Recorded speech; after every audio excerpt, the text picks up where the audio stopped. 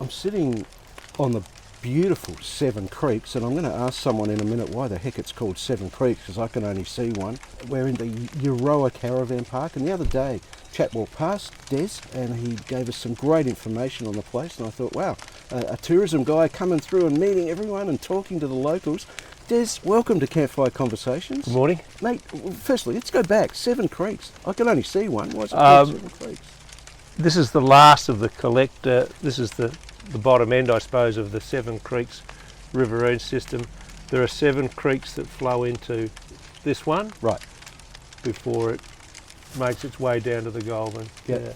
All right. And then I guess what made the name, or gave the name its profile in the community, I mean, Seven Creeks, the creek itself has a little bit of profile, but the biggest profile was then the Seven Creeks station that was developed on the really good patch of volcanic land, which is about 5k southeast of here along the Sevens, and that was a huge station, grew fantastic wool, and has been sort of an icon, a farming icon in the area, or was for over a century. The name Euroa is in fact said to come from an Aboriginal name. Correct. From the local dialect.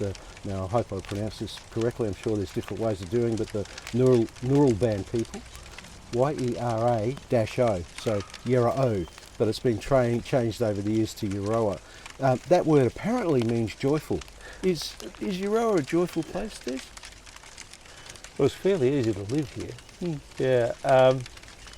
Yeah. The spelling is off, the anglicised version, or putting an alphabet to an Aboriginal dialect was probably fairly hard. People who come here tend to stay here. That's basically how. It's not a transient town. It's a very easy place to live in, and there are a lot of reasons for that. One, it's got all the, it has so many facilities. There's ease of access of transport to. Well, you're on the freeway, you're on the rail line to Melbourne, there's bus services.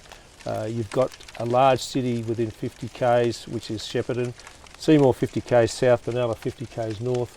So all of those things supply everything. You're an hour and a bit from the airport.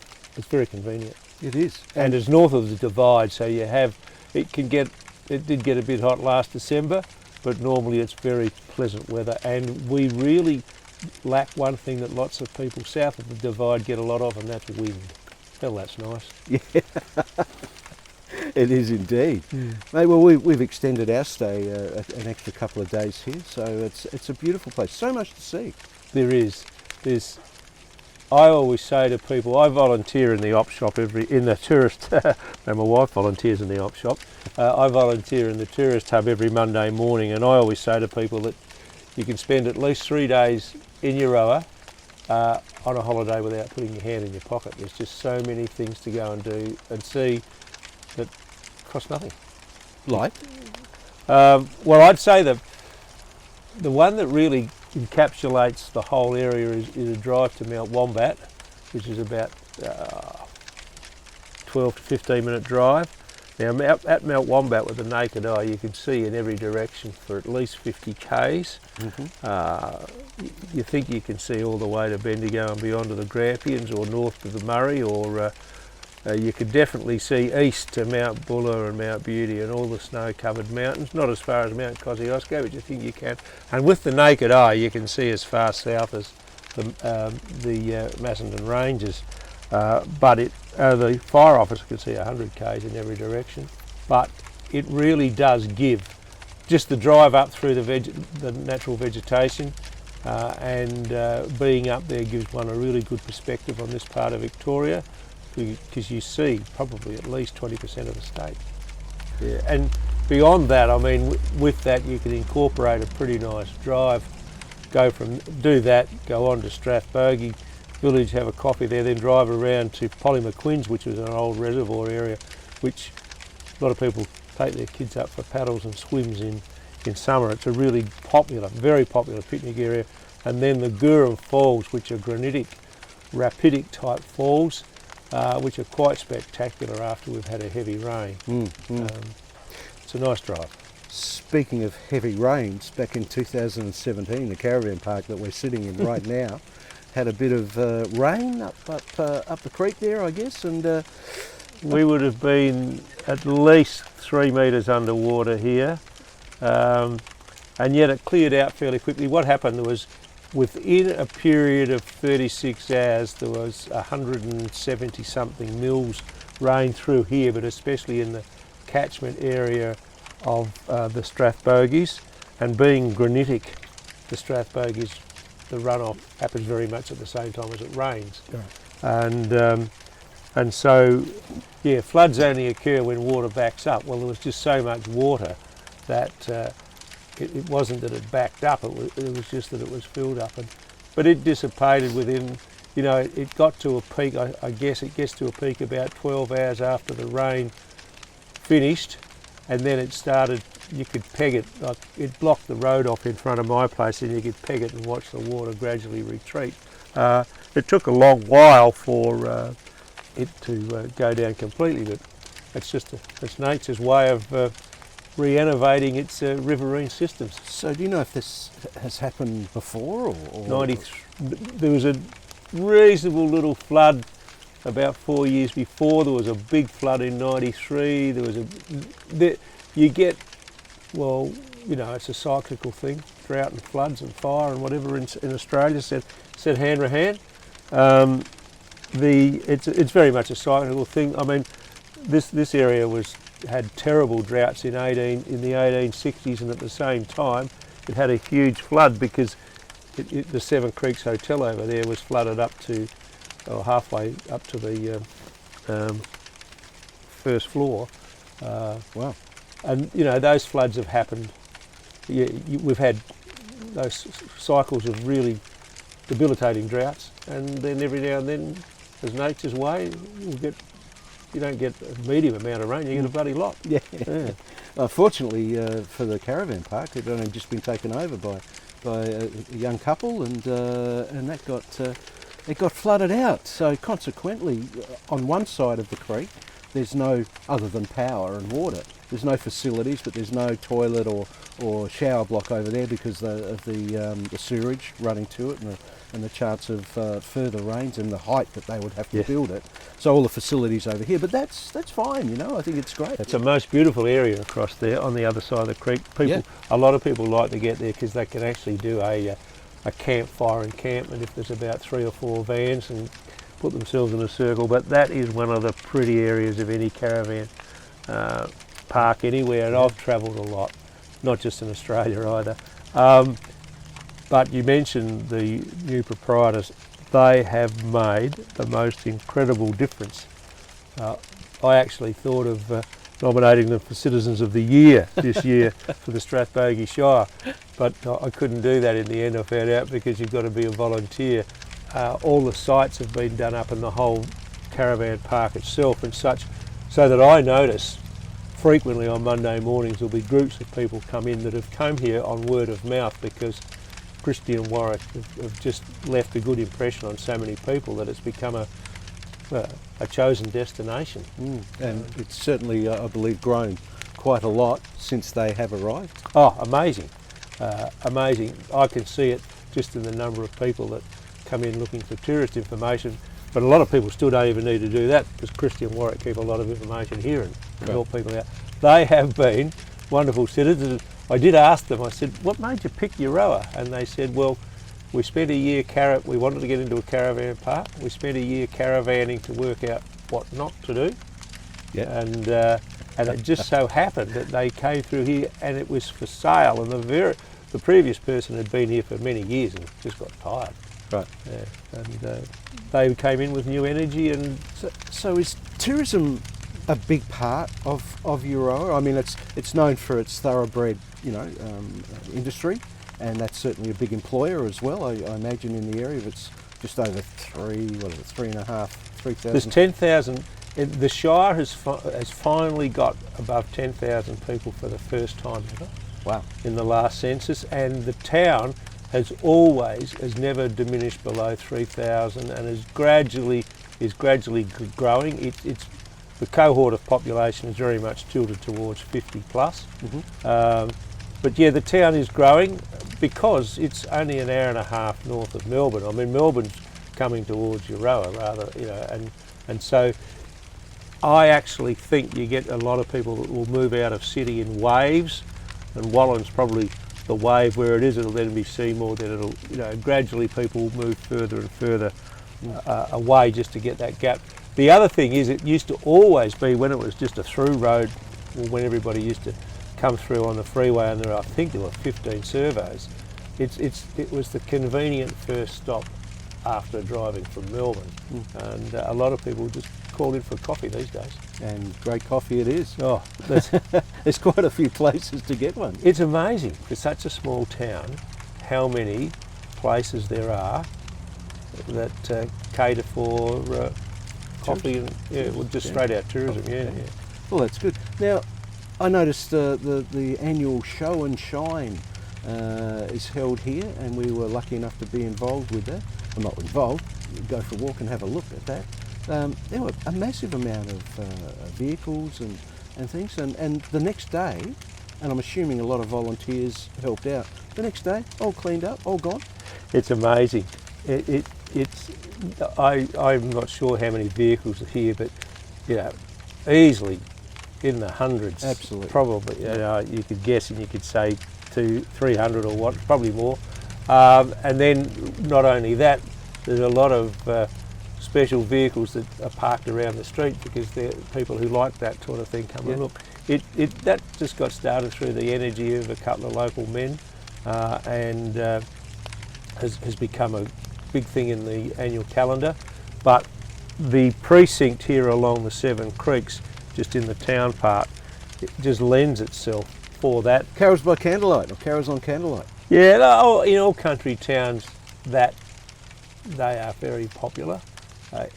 Anything in a country town that has a link to a times past is still pretty well revered, and in fact tends to grow. Anzac Day is the best example of that, because there's another, you know, not just in this town but in other towns. The area, the civic park there, what we call the Travellers' Rest area, is really, you know, comes alive, full of people for those things. And then every month, that area down at the Travellers' Rest, or near the Travellers' Rest, is the Euroa community market, which draws a lot of people from a lot of places. Like most community markets, they are very popular. Absolutely. Let's go back to the thoroughbred horse industry. Now you're sort of off the land a bit, grew up on a farm. I've bred racehorses for 40 years, that's why I knew of Euroa. Okay. Is that why you came here? No, well, basically, I grew up in the bottom corner of South Australia, went off to university, came home back on the farm, met a woman who'd just shifted down to work in the hospital. We got married, had kids, etc., and they were fairly bright.